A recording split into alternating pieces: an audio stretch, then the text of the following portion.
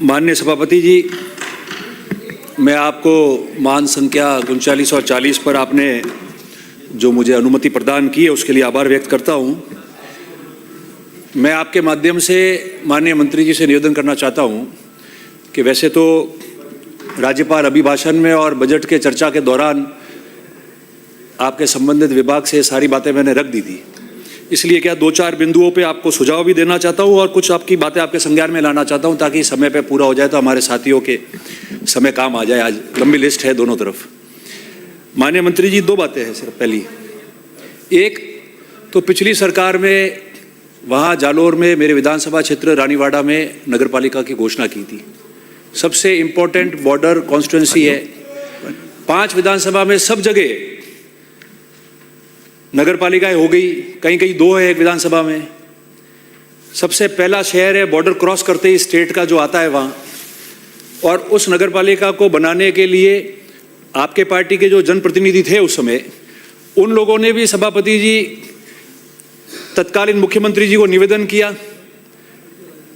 Budget में घोषणा हुई, घोषणा के बाद में आपके लोगों ने धन्यवाद दिया आकर सोशल मीडिया के माध्यम से, सब जगह से, और जैसे ही सरकार आई नगर पालिका को आपने खत्म कर दिया। पास में ही 10-15 किलोमीटर 20 किलोमीटर बॉर्डर पर मंडार जो है उसको आपने नगर पालिका बनाई। 2011 के जो जनसंख्या है उसके हिसाब से दोनों की जनसंख्या भी बराबर, कोई ज़्यादा फर्क नहीं। तो मैं समझता हूँ कि वो नगर पालिका जाने से जहाँ बहुत अच्छा काम हो सकता था, विकास हो सकता था, काफ़ी सारी जो बॉर्डर का मैंने पहले बताया कि बॉर्डर क्रॉस करते ही सबसे पहला शहर आता है, तो काफ़ी सारी राशियों के माध्यम से काफ़ी सारा काम हो जाता। अब वो नगरपालिका नहीं रहने से वापस ग्राम पंचायत में ले आए। क्या मतलब निकला? आपके जो लोग जिन्होंने धन्यवाद दिया उस समय, उनकी भी मानस खत्म हुई। भले वो विपक्षी लोग थे मगर अच्छे काम के लिए उन्होंने सुझाव दिया, सरकार ने माना।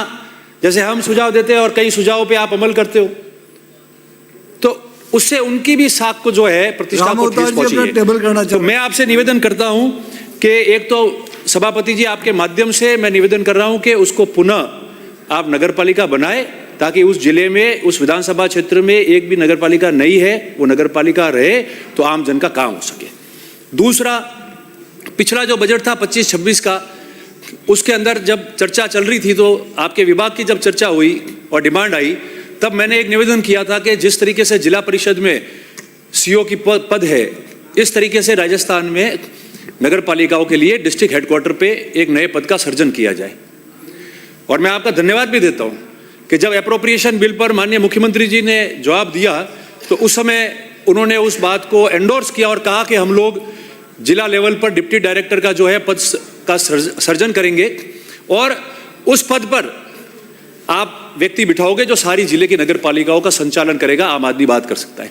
मेरा आपसे निवेदन है कि कितनी जगह कार्यालय खुल गए, कितनी जगह डिप्टी डायरेक्टर डिस्ट्रिक्ट स्तर पे आपके बैठ रहे हैं, कितनी जगह काम शुरू हो चुका है। 1 साल हो गया उस घोषणा को, परसों तो वापस एप्रोप्रिएशन बिल का समय आ जाएगा। तो कितने लोगों को जो है इसका फायदा मिला, आपका जवाब आवे जब एक बार आप इसको बताएं। और जहां कमी रह गई है, नहीं हो पाया है, तो आप उसको शीघ्र शुरू करो। हम सब भी चाहते थे, आपने घोषणा की है तो फिर उसमें देरी किस बात की हो, आप उसको शुरू करा दो। और उसमें यह भी आप तय कराओ कि आपका कौन सा अधिकारी, किस लेवल का अधिकारी आपका उस पद पे बैठेगा।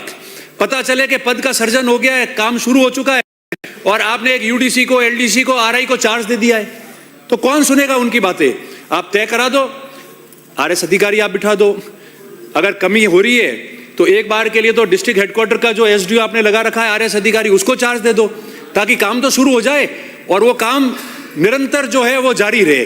तो मैं ऐसा समझता हूं और आपसे निवेदन करता हूं कि आपका जब आप जवाब देंगे तो इस बात को आप आपके जवाब में शामिल करेंगे ताकि उस पर जो है जल्दी काम शुरू हो जाए।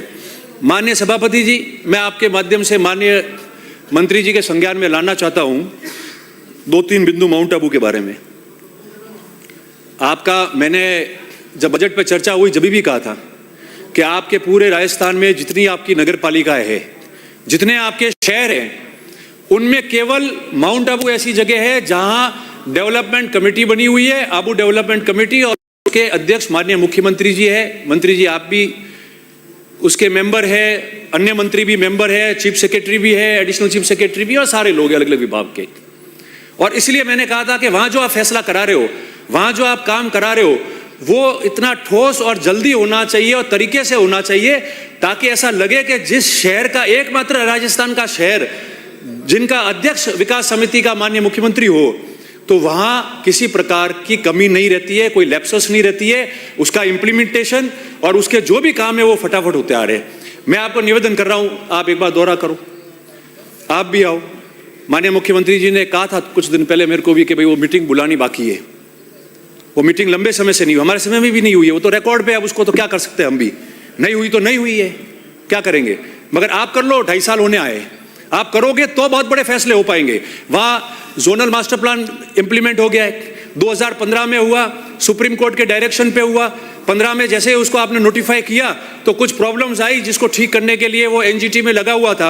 एनजीटी ने क्लियरेंस दी, क्लियरेंस देने के बाद में पिछली साल हाईकोर्ट ने उसको मांगा, हाईकोर्ट ने उसका अनुमोदन किया, और अनुमोदन के पश्चात आपने जो है उसको यहां से नोटिफाई कर दिया और वो लागू हो गया। बिल्डिंग बायलॉज आपके 2020 के होंगे, स्टेट में स्टैंडर्ड बिल्डिंग बायलॉज, वहां 2019 के स्टैंडर्ड बिल्डिंग बायलॉज है। एक ही जो राजस्थान से अलग बिल्डिंग बायलॉज है, वो एक वहां का है जो 2019 का स्टैंडर्ड बिल्डिंग बायलॉज। अब वो 2019 का बिल्डिंग बायलॉज है, मास्टर प्लान 2030 तक का ही है, और वो जोनल मास्टर प्लान है, केवल मास्टर प्लान नहीं है, जोनल मास्टर प्लान। उसको बनाने के बाद में एमओईएफ ने सुप्रीम कोर्ट में उसकी जानकारी दी, और उसके बाद में एमओईएफ ने राज्य सरकार को भेजा था। और अब जब सारी क्लियरेंस उसकी हो चुकी है और सारा काम हो गया है, तो मेरा ये निवेदन है आपको, उसके अंदर आप परमिशन जल्दी से जल्दी दो।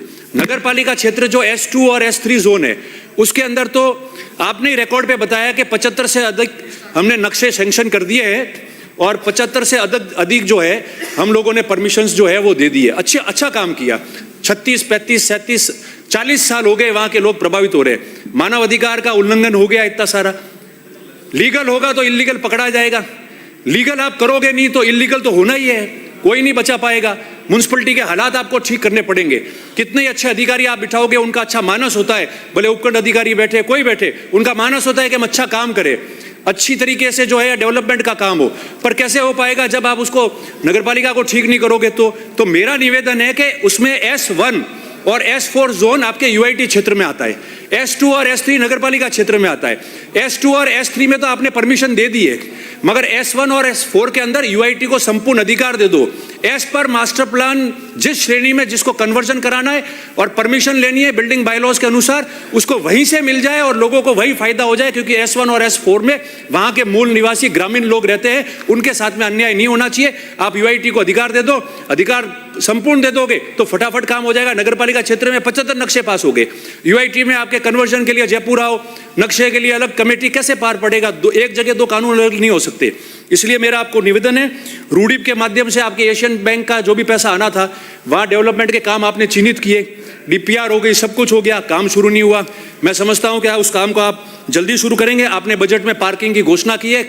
मेरा निवेदन है कि मास्टर प्लान में जो हाईकोर्ट से अनुमोदित है, उसमें जहां पार्किंग बताया हुआ है, क्योंकि मल्टी पार्किंग आप बनाओगे तो बहुत सारी गाड़ियों के लिए बनाओगे, तो जो बहुत सारी गाड़ियों के लिए क्षेत्रफल में बड़ा है मल्टी पार्किंग और मास्टर प्लान में बताया है, वहीं आप पार्किंग बनाए, नहीं तो कोर्ट से वापस स्टे हो जाएगा और काम वहां का वहां रुक जाएगा। और पोलो ग्राउंड का मैंने आपको बताया, 1-1.5 मिनट में पूरा कर दूंगा। पोलो ग्राउंड में नेशनल पुलिस एकेडमी चलती थी एक जमाने में, पिछली सरकार ने 18 करोड़ दिए ताकि 2020 के मैच भी हो जाए, फुटबॉल के भी अच्छे मैच हो, पर्यटक भी देखे। अब वो आपने भी बजट में लाया कि हम उन्नयन कार्य करेंगे। अब जब उसकी डीपीआर तैयार है, म्युनिसिपैलिटी का ग्राउंड है, आपने यूथ और स्पोर्ट्स में उसको डिक्लेयर किया है, म्युनिसिपैलिटी का ग्राउंड है, काम म्युनिसिपैलिटी करेगी। डीपीआर जो है वो नगरपालिका ने बनवाई है 30 लाख रुपए का अनुमान करके, और उसको आधा पेमेंट भी किया हुआ है, तो आप उसको एक्सचेंज करा दे। मैंने भी फाइनेंस सेक्रेटरी से निवेदन किया था, माननीय मंत्री जी से निवेदन किया है, आप उसको यूडीएच में नगरपालिका में ले लो और उसका जल्दी से जल्दी आप डेवलपमेंट शुरू करा दो। मैं निवेदन करता हूं और समझता हूं कि मुख्यमंत्री जी जो मीटिंग लेंगे आबू डेवलपमेंट कमेटी की, उससे पहले आप जो है ये जितनी भी रियायतें लोगों को देनी है उसको आप करेंगे, ये मैं आपसे निवेदन करता हूं और आपका बहुत बहुत आभार व्यक्त करता हूं। सभापति जी बहुत बहुत धन्यवाद। श्रीमती कल्पना देवी।